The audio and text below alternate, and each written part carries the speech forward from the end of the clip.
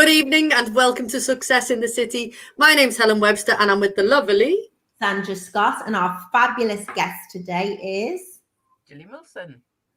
Thank you, Gillian, for giving your time today. We are super excited to have you with us and we will find out loads and loads about you in a bit. But first, we shout out to the kids, any little people who've done amazing things this week. So I'm going to kick off this week and I've got a few little people. So I was with Scarlett before, our little Scarlett, and I said, what have you done amazing this week that I can give you a shout out on the radio? So she's been practicing her cursive writing. So she's just writing the word get everywhere, apparently. Get. No, I just picked the word get. But it might be like to get the little G, because you have to do the down and up on it, don't you? This is quite tricky, isn't it? Anyway, so she's been. And I want to give a shout out to Georgia and Courtney and Ruby for preparing spooky Halloween food on Saturday night for our Halloween party. So they made these Oreo biscuits into spiders, which were amazing. And then they made these cookies and you put little marshmallows for the teeth. And Ruby made these gorgeous like little Halloweeny brownies and things. So shout out to them for making spooktacular food. Wow. Oh. So what about you, San? I have got a little shout out to young Esme, who started a new school. Who started a new school yesterday. In fact, on Monday. In fact, who changed school. She just started a school in September, and they felt it wasn't right for her, and they moved her. And she's ecstatic and really happy. They said, because she's gone to yeah. So well done to little Esme, who's only in reception. So well done to her. What about you, Gillian? My nephew's 9. He plays ice hockey and he plays for the under-12s actually. But what is great about all of those young people are when they're playing a team that maybe are not as good as they are. So, for example, on Saturday, when they get to 8, when they've scored 8 against the other team, they then call it a mercy score because they do not count after 8. So they actually put 25 pucks in the net. But they don't count it, so the poor kids don't go home going, we got beat 25-0. They go, they got beat 8. And I just think that doesn't happen in all sports. They're lovely together. They have a bit of respect for the other team, really, and don't want to humiliate them. So I think all of them are great. That's brilliant. I love that. I love the fact that because I think to get a thrashing, to get beat is one thing, but to get absolutely thrashed and then you go in and you're like, what was the score? 25-1 or something. It's and it can stop some people playing, can't it? Yes. Yeah. So well done to the ice hockey. And ice hockey is an unusual sport, isn't it? But his mum's from is she American, isn't she? She's American, yeah. So she plays ice hockey and American football. Jacob plays ice hockey for 3 different teams. Daddy's qualified as a coach now in ice hockey, so they live in the rink of a weekend. Brilliant. That's a pretty cool thing to do, isn't it? Yeah. Amazing. So, San, what success have you had this week? I've got through the week, but also, also, well, I'll tell you what, a little success, mine are normally little ones, aren't they? My little success I've had today is I've had my dinner already, which is good going for me. And I made this, I loved it anyway, like a Malaysian curry for dinner, all curry veg. And I eat a fish. And, is that the cat? That was the dog trying to get the cat. Move and Gillian, seamless, just like BBC. So I did smoked haddock and I put it in it. It was just lovely. And I was like that, and I really enjoyed it. And it's a good job it wasn't fattening at all because I ate loads of it. Well done, you. Yeah, I really enjoyed it and did it nice and spicy with chilies in it. Very good. I know. I prepared my breakfast. I made me tea last night. Prepared me breakfast and me tea. Got it all ready. Took it out of the fridge this morning, and then Phil phoned me and he went, "You've left this on the and I was like, oh, so frustrating, isn't it? How organised I was, and that last little bit, but never mind. Gillian, what's your success for the last week? I think on a work basis, it's actually getting things up and running, which I'll tell you about later. But on a personal level, it goes back to the ice hockey again. As you know, we've now got a dog. We got a dog in the end of lockdown, and we're training her to be an assistance dog to help Mark. So she's now she'll take the ball to his hand. She'll, instead of dropping things on the floor, he can say to her, stay left when he takes her out wheelchair wise, and she stays left. And we took her to the ice hockey to get her socialized with a number of people in one place, and she was impeccable. Nobody even knew she was there. So I'm quite pleased that we're getting somewhere with her. So yeah. Well, I saw the photograph of her and she didn't look very impressed, did she? She was just sort of like sat off, wasn't she? As if like, I'm not impressed with all this. Oh, that's brilliant. But as an assistant dog, that's brilliant, isn't it? Helen's dog's like that. You wouldn't know she was there. She's here now with me. Hence why the desk moved and the thing, because the cat come in to say hello and the dog was like, I'm not having you. So I've got one on each hand at the moment. So my success this week was we took Lou, our amazing interactive playground, into St. George's with the gang at Autism in Motion on Thursday. So all the little people played, and then the mums were all like having a little watch. So then I made all the mums play. So the mums were loving it like secretly. Yeah. And I think they were like, couldn't wait for the kids to go back to school so then they can just actually have a day for themselves. And then in the night time, we turned it into a film. So we turned it into a movie night. So the size of the screen, because we were in the big hall and we blew it up massive. So the screen was so it was like being in the movies. So it was absolutely brilliant and the kids loved it. So that was cool. So that's some nice little things going on this week. So a little bit more about Gillian. We're going to play this or that. Stan, are you going first or am I going first? I'll go first, if that's okay. Yeah. Because I know Gillian quite well. Gillian, you are a fabulous, fabulous home baker, and you bake lots of lovely things. And you'd forgotten that you did a gluten-free birthday cake for me a couple of years ago. That was just delicious. Thank you. So baking, pie or cake? Okay. Oh, quick as a flash. Quick as it, yeah. So pie is my favorite food in the world. I love pie. I just like pies, but I love cake. And I don't bake either of them. All right. I'd probably, if I was making something, probably cake would be easier for me, but I'm not. My mum does all the baking. Yeah. What about you, San? Well, if I'm cooking, I prefer to make a cake than a pie. But if I'm eating, I love pies. Do you love pie as well? I love them, yeah. And I don't eat them very often, obviously, because I'm gluten-free. But you can get the gluten-free pastry and that. And of course, it is quite fattening, isn't it? But I do enjoy it. It's nice as a treat, certainly. I just love pies. But, you know, a little piece you want more, don't you? Especially in this weather. Yeah. It's nice. Or like even a sweet, like an apple pie or something like that, I enjoy as well. Yeah. Okay. So you're on a night out. Starter or dessert? Starter. Yeah. Really? Yeah. Gluten free. There's not always a great choice. There's not always a great choice of anything, but certainly I tend to find more starter than dessert. Yeah. Dessert, 100,000,000%. And did you know you have a dessert stomach? No. Google it and you'll see the photograph of the dessert stomach. Helen has this. You have this like little pocket there, which is a dessert stomach. So there's always room for dessert. Like a ruminant. Yeah, Google it. Yeah, go on, San. Okay. Because I know you've got family. You were just talking about doing ice hockey and that. Sheffield or Leeds, Gillian? Sheffield. I don't know Leeds that well, if I'm honest. So Sheffield. Okay. Hel used to live in Sheffield. I used to live in Sheffield, so I'm going to say Sheffield as well. I love Sheffield. Sheffield's an amazing, amazing city. Yeah. It's a really diverse city. It's unbelievable.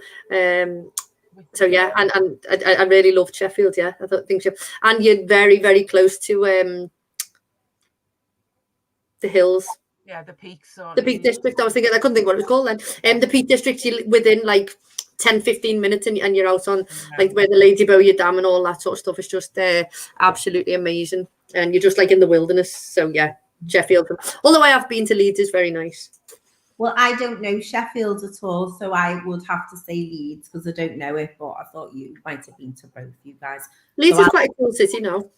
It's nice. There's nice shops and that. And like if you've got young people, the Imperial War Museums, which is fabulous, which has Henry VIII's suit of armour, which is very small. Oh, there you go. So there Not just success in the city, education as well. Okay. Video games or board games? Gillian. Showing my age now. Board games. Board games, hands down. And one of the things is when you do a video game, the chances of 6 people playing it together in the same family are rare, let's face it. Whereas you can have a board game, you can all sit around, and kids, they do get in. At first they'd be like, what's this? But when they play it and enjoy it, and a lot of kids, when you talk what they remember, or when you talk back about Christmas, even people in the 20s now, they might say, oh, I like to play the board games. And it's a nice fact, as long as you haven't got one of these mad families where people go mental and Monopoly causes murder and they lash it everywhere. If you've got a normal, polite family, you can play it. Do you know what I mean? I think board games are really good things to do with kids as well. And of course, don't forget, I like to do them in foreign languages because I've got Monopoly is a different, and it's good for counting and teaching and all the rest of it. Board games, hands down. I'm 100% board games because I think video games zap your life away. I remember when we first got the PS2 or 3 or whatever number it was, and I remember playing on it, and I wasn't really a gamer sort of thing, and I remember playing on a Harry Potter game, and literally 6 hours of your life disappears. And then when I was going to bed, I was dreaming in the game, and I thought, these kids, no wonder they're all off their heads, because like you must be dreaming in the. It absolutely. But I do love it. But I think a board game, and in the Baltic is a little cafe that has got it's I think it's called Board and Dice or something like that, and it's a little tiny cafe, and it's full of board games from all around the world. We'll have to go, man, around the corner from us. Around the corner. I'll take you on around the corner from our office, but it's got every single board game from like the floor to the ceiling, and people can just go in and play board games and have a coffee. Yeah, it's amazing. I shall thrash you. That's masterpiece. We'll see. That's a challenge if ever I heard one. Okay, go on, Dan. Dead yes. Dog or cat? Because you've just got a dog. Dog. Gillian. Dog. Okay. Dog. Quick. Okay. Cats scare me a bit. Dog. Oh, don't listen, cat. The cat. The cat's gone. The dog's still here. Look, see, she's here. Okay. Right. So I love dogs, but I like cats as well. And I like them. Cats are just dead independent, and that. Cats have staff. Dogs have owners. Cats have staff. Yes. Yeah. We did have a cat that was completely obnoxious in its character, and there's no other way to put it. And it'd be quite aloof at times, and then it would only come near me if the other two weren't there. But most cats make a beeline for me straight away. Yeah. But dogs are just lovely, aren't they? They're dead friendly and everything. Yeah. So I'd be hard picked. I suppose cats for me make less mess, although some of them are very molty. I think dogs make less mess than cats. I think cats make loads of mess. Okay, random. There you go. So there you go. Okay. A cruise or a long haul flight? Oh. Where's it going? My answer pre-pandemic would have been cruise. And now I'm torn. Oh. Long haul flight. No, it depends where it's going, as you said. No, cruise, because at least you can see different places, can't you? You don't have to keep packing your bag. So, yeah. Cruises are lovely, and they're great fun and all the rest of it. And I've been on a cruise and I really enjoyed it. But I love flying, don't I? Absolutely love it. And of course, if you were the lovely airline getting looked after, what more do you want? It's just dead nice, and you get where you're going a lot quicker. But I suppose that with the cruise, the journey is the holiday. But I don't like, the only thing about a cruise is they stop off at places and you've got 4 hours there, or you don't get to see places properly. Whereas if you go somewhere on long haul, presumably you're spending time there and you get to look around. Yeah. So I've never been on a cruise because I get really, really seasick. And I know everybody says, oh, you won't feel it because they're so big and stuff like that. I can't even go on a rowboat. I got like really seasick on the Sea Cat and everything. So for me, it'd be plain, hands down. But I would love to go on a cruise. I'd love to go on a cruise. I love the thought of waking up somewhere different every morning. I think that's amazing. And you know what? It's dead nice. Go on. Sorry, Gillian, what were you saying? I was going to say what we've done the Queen Mary 2 to New York a number of times and back. So that you don't see another ship, you don't see anything for 7 nights. But that I love. Whereas a cruise, I could take it or leave it. But I know I'd have a panic attack in the middle of the ocean 7 nights. Oh, I wouldn't like that at all. I don't know whether I'd get like a bit. I know there's loads to do on the boat and stuff. I don't know whether I'd get a bit bored. When I've been bored on a cruise, but I've never been bored on the QM. Yeah.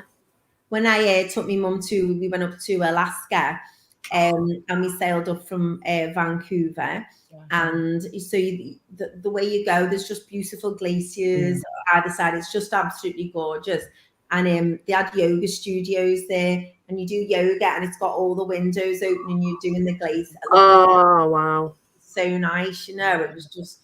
I did enjoy that, but when we got to the places, you were just a little bit there, and it's quite like cruise ship after cruise ship after cruise ship, and we all do this, and it's just a bit, you know. So there you go. So that's it. We're all done. So we now know a little bit more about Gillian's this or that. Now, Sandra, you're going to introduce Gillian. Okay. So I am absolutely delighted. After a bit of confusion on my part the other week, that we've got Gillian Wilson as our guest today. And Gillian does extensive voluntary work and has done for years, and fundraising, and just as a general all-round good human being. And I wanted you to come on today to talk about what you do at Bradbury Fields, but also, and the reason we started this program was to talk about good things that people have done in the lockdown and stuff for helping others. And you did something amazing, which doesn't surprise me with your husband, Mark, because that's the type of people you are, which I'm hoping you'll speak about in a minute. So take it away, Gillian. Thank you. Yeah, it's been great. It's been a little while, hasn't it? But it is great to come on. The thing you're talking about for lockdown. So Mark, as you know, is a wheelchair user. And at the beginning of the pandemic, all it was news, same news, but news. And then the news started to be about, well, people with a disability, they're going to be at the back of the queue if there's anything needed. And he started to just take in every single bit of news. And you know, he's an intelligent, funny, creative human being, but I think he was being consumed by it. So we'd seen a Facebook post on somebody local. So we're Great Sankey, Warrington. Our postcode WA5, and we saw somebody saying, let's set up, who's interested in setting up or coming on board to set up a WA5 Good Neighbours type of group. So we got involved straight away. And from the beginning, obviously with Mark being on the shielding list, we didn't go out. So I didn't go in a shop for 14 months, which is no bad thing because I hate shopping. But what we were doing, we were the behind the scenes. So I did a few bids, got some money in. Where did you like to go? Sorry. No. We got some. We got leaflets printed, and a load of people locally would put them through the door saying, "If you need anything, here's a number." Wow. And people. Then the parish council gave us the youth club because it wasn't going to be used to store things in. And generally, we got together. The youth club, people would bring donations. They'd be quarantined for 72 hours. Then we'd put them together. Mark and I were ordering, 100 weight of potatoes and 90 cauliflowers, and we could tell you the price, the good things to buy at whatever week it was. And we were doing that really, and then people were packing. And from the March to the August, we got 21,000 food parcels out. Wow. 21,000 food parcels. And then you're going to have an exit strategy, haven't you? And a lot of people become reliant, but for different reasons. So as we came out of the sort of second lockdown and looked at, we can't carry this on, The question was, do you still need? And we had about 19 people out of all of those hundreds of people that said, no, I've got my neighbour now, or my daughter, or my somebody travel, so they could help me, but I'll so miss seeing somebody once a week. Yeah. So we kept that. So Lindsay and a couple of volunteers on a Wednesday still use the youth club on a Wednesday afternoon, and they do tea and cake. Oh, amazing. So it's been really lovely to be able to not just leave people when the thing they wanted was the company, was the human contact as well. Definitely. And I think massively during lockdown, you know, people checking in on their neighbours and, you know, going shopping for them and stuff. And some people, as you were saying, then it could be the only time that they actually spoke to somebody. And I was thinking, you know, I hope that certain things still carry on. I know that one of our friends was taking one of the ladies' bins out for her, you know, every week. And now she goes and has Sunday dinner with them every now and again. And that was just him. He just said, oh, I'll take your bins out, you know. And then they got talking and they knew people, and you know, and somebody had lived by somebody, and all that sort of stuff, and it is that like human contact, isn't it? You know, and I think, you know, you've got like a nice little community vibe going on, and people will look after each other then, won't they? Yeah, it's just, I think it shows the all you ever hear about, isn't it, are the minus, the negative sides of things, when there's so much good going on in most people's community, isn't there? And unless you're sort of part of it or recipient of it, you don't always know. And that's why we set the show up. It was to highlight the amazing positives of, yes, we were in a pandemic and things were happening, but then you've got, like, you know, you and your volunteers and the amazing things that you've done, and for different reasons. So, you know, some people did it because and you know, you've done it to try and, you know, sort of support Mark as well. You know, if he's feeling a bit sort of, you know, helpless and stuff like that, well, no, come here, because as you say, you know, he's a highly intelligent man and you know, capable of amazing things. So put his talents to use, isn't it? You know. Yeah, absolutely. Definitely. And that's actually, I know we've mentioned the hound already, but that's how we got the dog.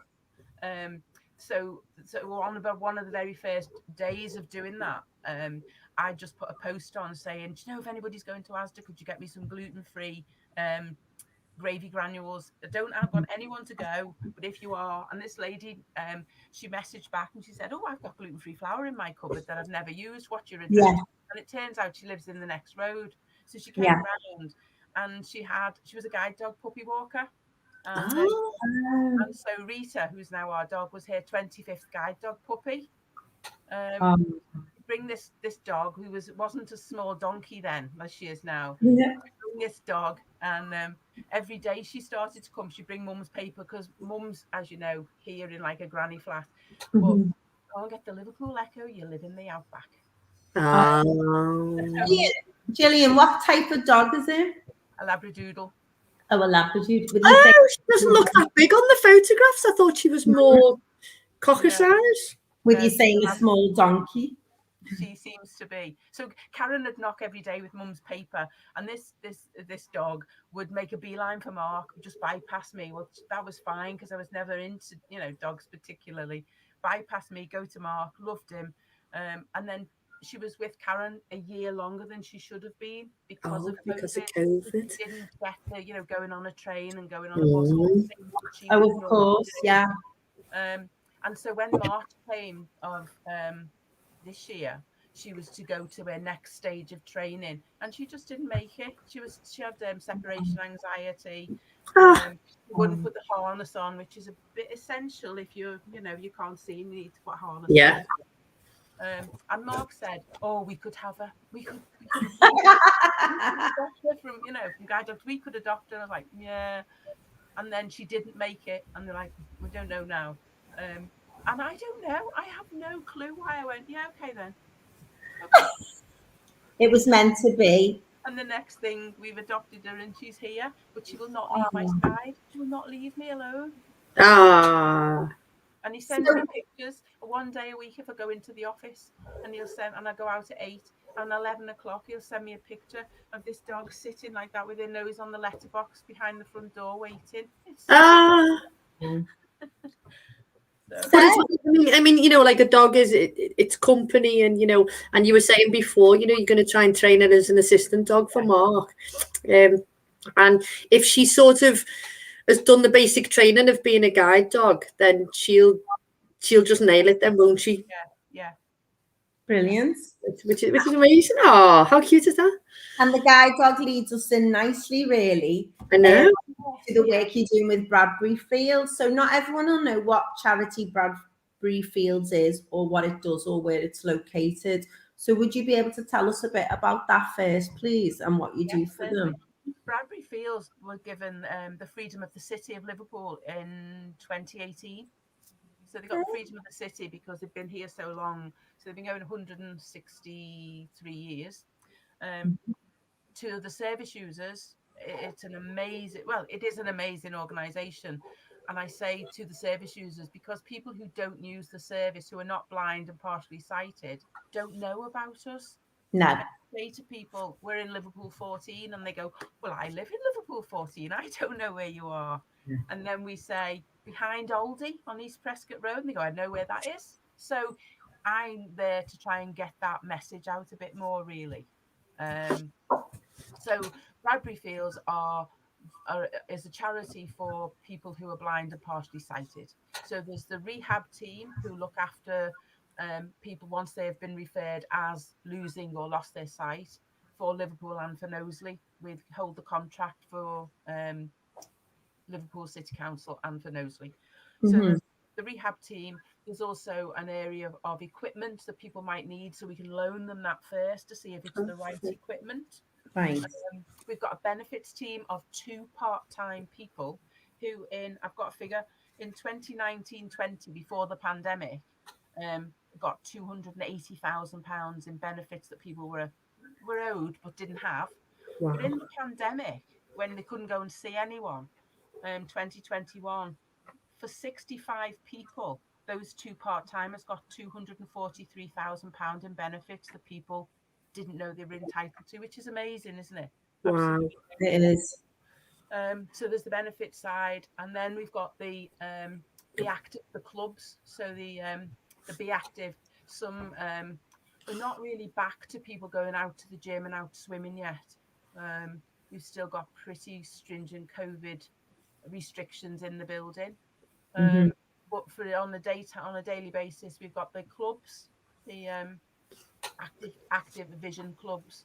So we're still restricting numbers. We've got about 15 people per day, and they come in. So we're desperately in need of volunteer minibus drivers. Volunteer, because I'll put that out on the page. Volunteer minibus drivers. Monday, Tuesday, Wednesday, Thursday. There's a club each day. And it could be that Monday the minibuses pick people up in North Liverpool, and on Tuesday South Liverpool. That's how the clubs are made up. Minibus drivers come into Bradbury, pick up the minibus around 8, 8:30, about 8:30 they go out, and they'll pick up the 15 people, and they bring them back. And the club starts about 10 in the morning. They'll do seated aerobics or things like that. Then they have their lunch, and then in the afternoon there may be entertainer. So last week was the ukulele club that we're in. So that's the format. And then the minibus drivers, sometimes it's the same people and they stay as a volunteer in the club, or sometimes they go and they come back, or it's different people. But the next sort of stage is they start to get coats on and get into the minibuses about 2:30, and then they back home, and then the minibuses come back about 4:30. So it's 2.5 hours in the morning and 2.5 hours in the mid-afternoon, really. But without the volunteer minibus drivers, people can't get to the clubs. Yeah, of course. So they're quite essential, really. Yeah. So there's the new. I didn't realise, but my driving license, because I'm so old, my driving license, I think, lets me drive anything. I don't know. It does.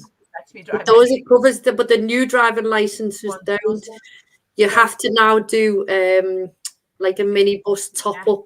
Yeah. So I can drive a minibus. So I've got the old license, and I can drive the minibus.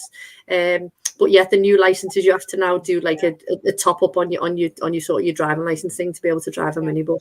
And also, when our volunteers get to 70, they can't drive the minibus anymore. No, because that's happened to my dad. My dad wasn't able to. So my dad used to drive the minibus everywhere, and then once he got to 70, and he's like 80 now, quite absolutely able to drive a minibus, you know. And when you know, we used to borrow the local youth club's minibus and stuff, and they said, "Oh no, you know, your dad can't drive it anymore." And I was like, "Why?" And they were like his age, and I was like, "Have you seen him?" You know, and he's probably like fitter and, you know, more capable and more careful of driving than a lot.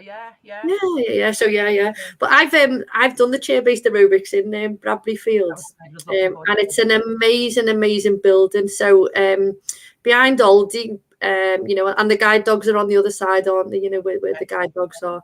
And I went and did my visually impaired blind training first, which was unbelievable, and things that you just don't realize, you know, and the things that they told us, and we got to try all different types of glasses on, you know, to see different types of vision loss and stuff like that. And the guy who took us was Frank, who so he plays golf and he plays the piano, and he's blind, you know. He plays golf, he plays the piano. He was a university lecturer in Birmingham. Absolutely phenomenal guy. How does he play golf? So they have a ball with like a bell in it. They'll have a sound in the, and so they can hear where the ball is. And you just need to Google or like go onto YouTube and watch. And the best people to watch is blind footballers. Blind footballers are phenomenal. Helen, I went to the Paralympics when they were in London, and I watched 2 blind football games, and it was unbelievable. It's just like full-on football. Yeah. Honestly, it was just incredible, and it just, you know, it was very, very humbling. And it is the talent, you know, the talent that these people have got, and they can do it, you know. They'll find a way, and I think being around them, it's just so inspiring. But I'm going to tell you a little story about this lady. So we went in, and she set the room. She said, "Oh, we're ready now," and so off she goes, and she starts bringing all these people in and sitting them down. And I'm thinking, I'm sure she said to me that she was blind, you know. Anyway, so well, you know, you can't really say anything like that, can you? So anyway, she brought them all in, sat them all down, sat next to me. And then we were doing part of the exercise. And part of the exercise was, so it's heels. So, you know, you put your heel out, you know, like, so we're chair-based, and we're tapping our heels. And the lady next to her was doing it with her toe. And she says to this lady, she goes, "Oh, no, use your heel, not your toe." So I thought, she's well having me on here. She's not blind. So at the end of the session, I said, "Oh, I hope you don't mind." I said, "But I'm sure somebody told me that you were blind." She said, "Yeah, I am." I said, "Have you got any vision?" Because they're quite open if you have an open conversation, you know. And I said, "Have you got any vision?" And she goes, No. She said, "I was born, you know." And I was like, I said, "But you brought everybody in, and then you were telling that woman about it." And she said, Yeah. She said, "I set the room up." So she said, "I knew where the chairs were when I was bringing them in." And she said, "The noise of somebody putting their heel out and somebody putting their toe out," she said, "it's a different noise on the carpet." Well, I was blown away then. I was like, I said, "That's just amazing," you know. And I had to be, my only thing, I had to be very careful about what I wore on those days. So I wear like really crazy leggings, don't I? I had to make sure that I either had darker leggings and lighter shoes, or lighter shoes. So you have to have a contrast between your clothes, because some people who've got a little bit of vision, they can see sort of shades.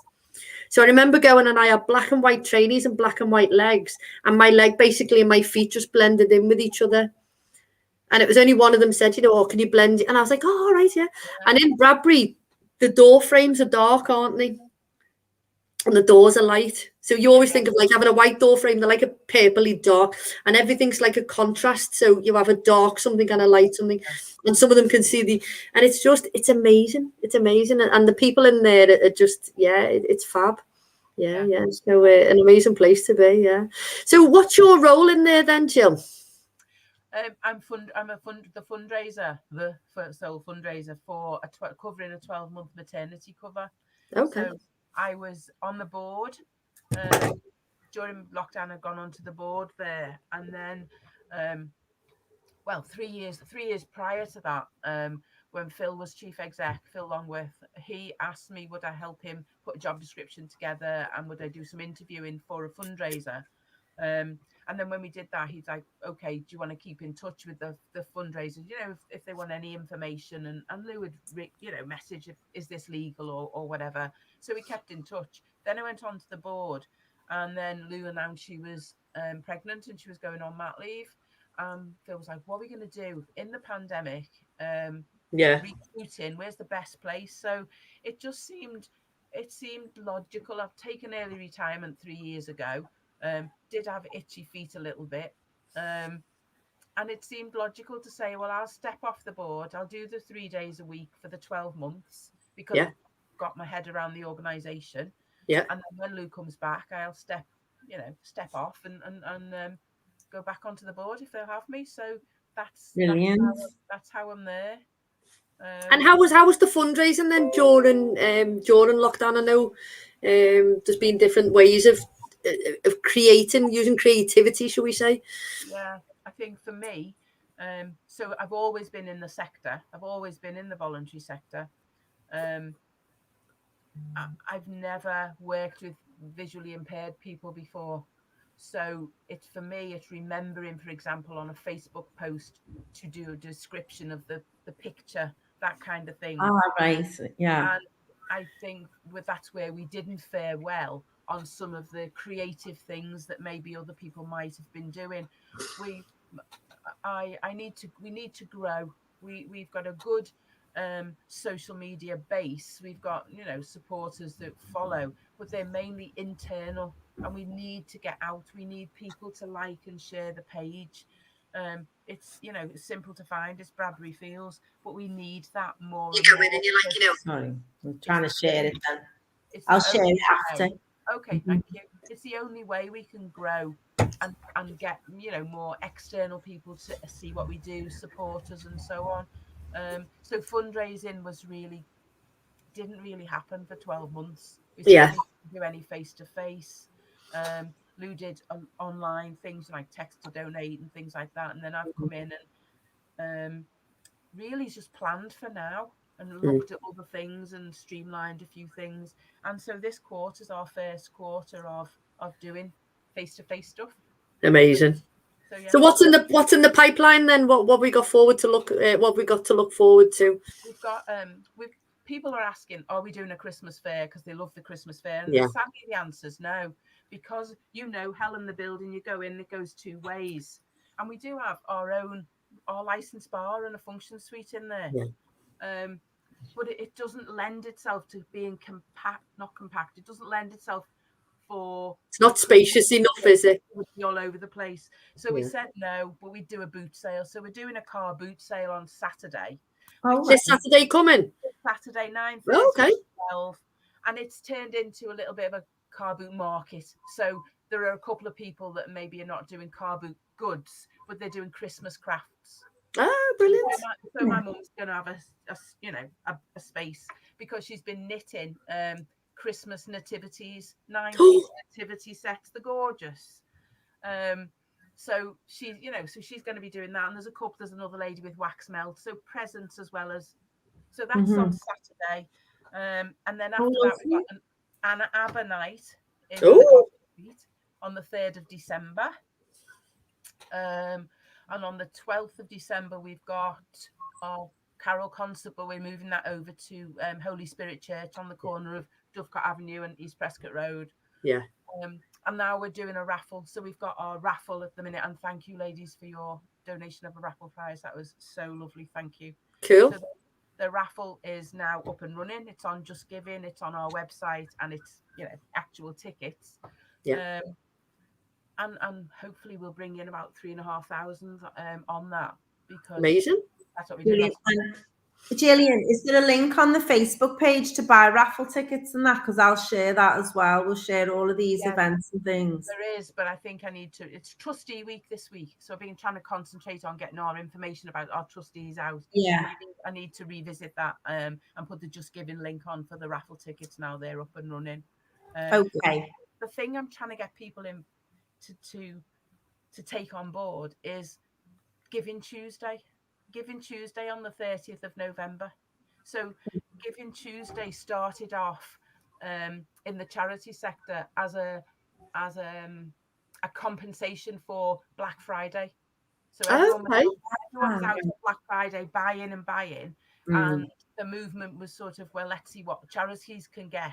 So Giving Tuesday came along, and it's amazing that last year £20.2 million was given to charities on the 30th of November. It's amazing, isn't it? So I'm trying to get that message out that Giving Tuesday is giving anything, time, skills, money, anything really, just to give them it doesn't have to be to charity, it can be to your community, it can be anything. But it's a great thing, isn't it, to hang your hat on. Do you know what? I think that's a very good initiative, because when, say, somebody went and bought something on Black Friday, and you said, oh, what did you get last year? They wouldn't know. What did you get for Christmas last year? A lot of people couldn't tell you. A lot of children couldn't tell you what they got for Christmas. They're just meaningless. But at the time, they might seem so important and essential to people. And actually, they're not. It's just stuff, isn't it? You know, and it's not about that. And it's about living I think the lockdowns taught a lot of people really about a better, happier, full, get the board games out, never mind the video games. And it's that type of thing, isn't it? People queue, and you see things on the telly, which I find really disturbing, where people are pushing people out of the way. I know a lot of them, I don't like queuing full stop, really. If there's a queue, we'll leave something by. But, like people queuing for all these things. And I get it if it's something they need in their life, if they haven't got a cooker or a washing machine or something, and they need something desperately and it's reduced and it means they can have it, but not when it's all like a big TV or something. I not just when you're climbing over at people to get to something. I think, oh, really? Did you all just be locked up? Yeah, and I think don't you have to get down to that level of actually pushing someone out the way to get something. I just find it bizarre. I find it bizarre that you desperately need that item in your life. I just find it bizarre. Well, actually, and when we were saying earlier about cruises, and this is one of the things that I didn't like about the cruise, the food was unbelievably good. We went with amazing 5-star ship, Holland America, just an amazing cruise line. And people pushed my son out the way to get to ice cream, and he was 7. Although I did push a child out of the way in Disney so I could get in the car to have my photograph taken. I'd waited, I'd been dead polite, and I thought, no move, mate. And I shoved this kid out the way. I've been there about 15 minutes, and I was thinking, oh, hell, you've been polite, and they were all just at the right. Was it a blind child as well, Helen? No, just, I thought I've had enough now. So from that to the great work you're doing for charity, Gillian.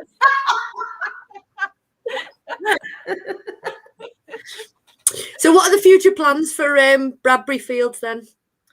Next year, I am trying to canvass the support, and I want to do a fire walk.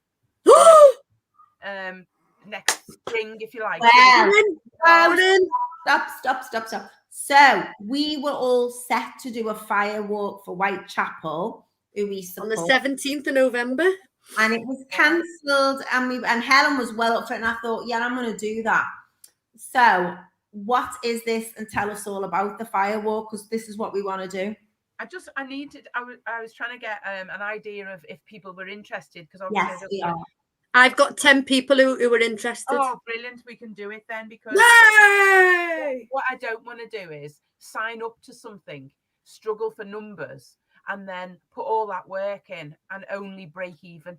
It's got to be a good return on investment. How many people in total do you need to do the fire walk, Gillian? 60. No, we need 20 people to raise probably around £75 each to make it the beginning of being viable, and then after that, everything is a massive bonus. Okay. We want 60 people all raising 50 quid each. Yeah, there you that go. would be fabulous. Yeah. Yeah, okay. So we'll put it out on here. And how do they contact you about signing up for this, and when is it?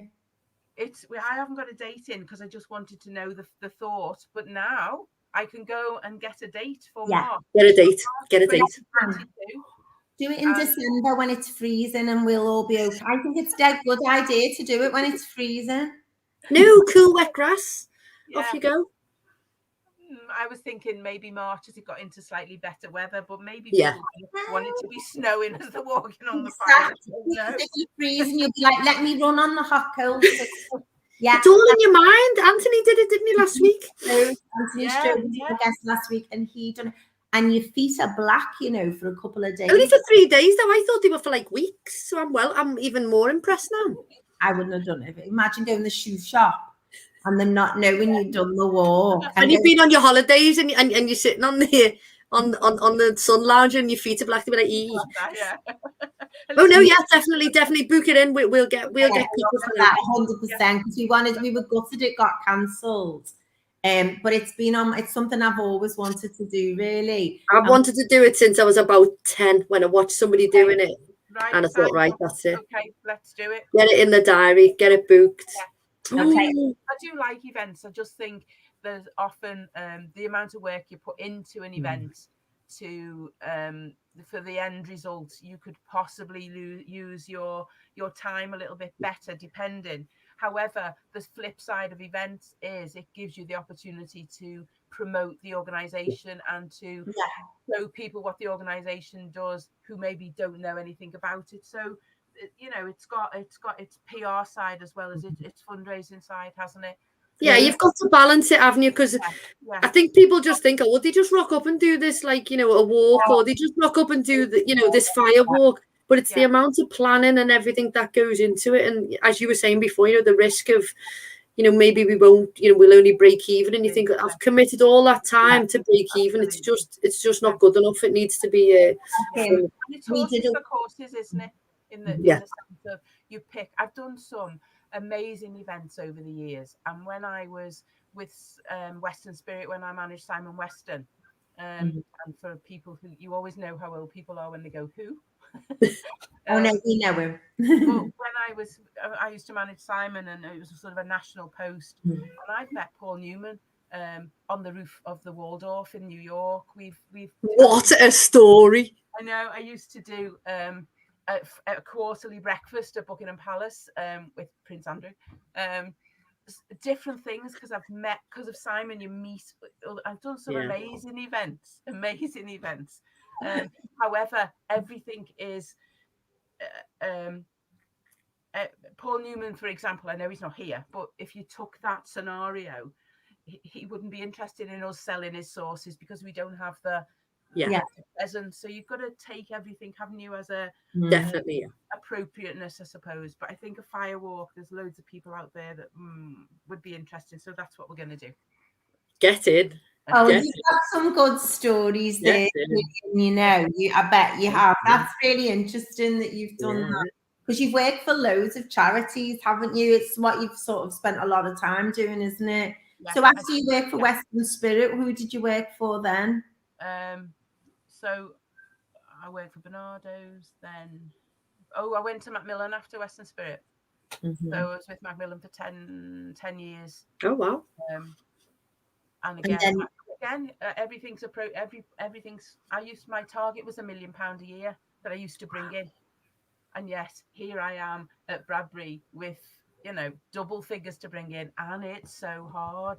Yeah. So again, it's horses for courses and stuff you do. Because Macmillan is a household name, isn't it? You know, everybody knows Macmillan, don't they? You know, and half your target, or you know, your Wales biggest coffee morning. So, well, we did a cake sale. We should have given a shout out to. That's our shout out. Well, I've called them sort of grown ups on that one because of the excellent work that they did. So I'm going to give them a shout out on that. Honest to God, I wouldn't go on about it if you're going to mention it, but it was a great success. So many people do that. And that's like a national thing, and a lot of businesses do it. They'll do and it's nice, and that just raises money overnight for them. Yeah. And I think the beauty is you get other people to raise your money for you, don't you? Yeah. That's where the work comes in, is getting other people to raise the money for you, isn't it? So we'll put all of the events and stuff, Jill, on the on our page and stuff, and all the links. And anyone wants to firewalk, come with us. So we could talk to you forever, and we're slowly running out. Yeah. Like what? Anyway, Jo Galbraith is listening in, and she says, "Hi, ladies. Ooh, Sandra, your eyebrows look lovely." Well, I've done nothing to them. I think my hair's a bit lighter. I don't do, well, most people will know I don't do anything with my eyebrows. They look like they look when I wake up in the morning. People get their eyebrows done, don't they? Yeah. They're just my eyebrows. There you go. She's just got gorgeous eyebrows. Okay. So red face moment, something that's happened this week that people can laugh along with, not at. Has anything happened to you, San? Yeah, I can't share mine because it's rude. Okay. Moving on. Anything for you, Gillian? Oh, I bet you've got one, Jill.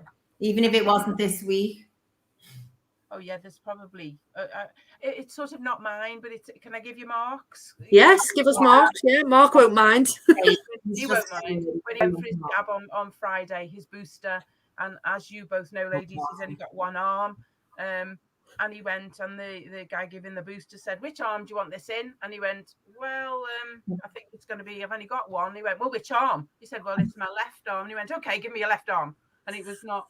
Whereas when he was diagnosed with diabetes, his GP said, "So this is what you do, and this is what you do, and I'll make an appointment for you at the podiatrist." And as you know, Mark doesn't have any legs, and he went, "Well, there's just a little bit of a problem, because have you seen that gap between the wheelchair and the floor? I haven't got any feet." And she was mortified. She did see the funny side of it, but no, last Friday he didn't actually. Well, that wasn't embarrassing for Mark. It was embarrassing for the person who said it. But had I been Mark, I'd have been inclined to offer the arm that didn't exist and think, and say, "See how you get on with that. Do your best." Yeah. So my red face is, as everybody knows, we're looking for a venue to house Lou. So we're looking for some property. And we've been looking for like a year for a unit to house Lou, our products. So just as we were on the internet, and then Emmett had a little look, and he said, "Oh, hell is it?" So I said, "Well, I'm going to ring this woman." So I put my phone on loud, on speaker, and I dialed the number, and it's ringing and ringing, and we were having a conversation about something. Sandra happens to tell me this story, which had happened to her years ago, right? And as she says the crucial line, which made me laugh, the girl picked the phone up and said, "Hello," but I couldn't speak. I was gone. So I'm roaring laughing, but I can't speak. Emmett and Sandra ran out the office, and I was going, and I went, hang on, like that. But sometimes when you're laughing, you can just sort of get yourself back, can't you? I couldn't. And I was going, I'll be with you. And just after a while, she just went, ding, and put the phone down on me. As we rang, I thought, I'll have to ring this poor girl back. As I rang back, my number was blocked. So they must have been like, these I'll have to ring them, Helen. So yeah, so we didn't get through to them. So that was my red face. So shout out to the grown-ups. What grown-ups have done amazing things this week, San? Quite a few actually. There's loads going on out and about. People winning awards left, right, and centre. I wanted to give a shout out because she is a grown-up to our Beth, whose birthday it was today. So Beth is doing her traineeship with us, and she's just amazing. She's an absolute little dream. We love her to bits. And she was 17, and she's gone to see JLS this evening. Oh, delighted that she's going to see JLS. We had a big JLS conversation today. Yeah, I know. And then also I wanted to give a shout out to Oliver Jude. Yeah. Won a brilliant award again for being a young entrepreneur. He's so successful, the age of him. He's a former guest as well. So Gillian, you'll be winning another award next week, I'm sure, after being on this show. Yeah, for being the best firewalker organizer ever. Yeah, maybe about that. That's so cool. Yeah. Any shout out for grown-ups for you, Jill? Yeah, I don't know if you can see this. Just lift it a bit higher for me and make it a bit more central. Oh, it looks a bit of an arch. They're all knitted poppies. Oh, where are they? Knitted poppies that the local WI have all knitted and put against the new park where I am in Great Sankey. It's gorgeous. A shout out to the ladies in the WI. Oh, 100%. And lots of people are knitting the ones that go on top of the post boxes, aren't they? Which are amazing. Yeah, which is just brilliant. So keep knitting if you can knit, and crochet if you can crochet. Amazing. Oh, that's lovely. That good shout out, that one. I like that. So I'm going to give a shout out to Rach, who hosted a Halloween party. And it was just a fambo who went. It was just us who went, and it was amazing. And she played loads of games. So they played games. It's like a proper old-fashioned party. Yeah. And we did the mummy game, and we did Splat the Spider, and we did instead of pin the tail on the donkey, you got a sticker of a spider and you had to put it on the spider's web, which was quite cool, wasn't it? Yeah. And then you had a witch's hat and you had to throw hoops on. And what was our last game? Oh, and then we played charades. And then the kids wanted to play Chinese whispers. So shout out to Rach for hosting an amazing Halloween party. I saw the photos on Facebook of the food and I couldn't believe the detail she'd gone to. And she had like a pumpkin cut out with all nachos and things coming out. So it looks like the pumpkin's vomited, which is gross, but it was very clever. And all the little cupcakes and cakes with little spiders on. Well, the kids made them. They're the ones that the kids made, which is just pretty cool, isn't it? The sale was amazing. Because I looked at all the photos that you and her and the food was, you'd have loved it. It was really clever what she did. Yeah, proper Halloween. And the house looked great they do these big nets, don't they? We only had a few trick-or-treaters, but I love it.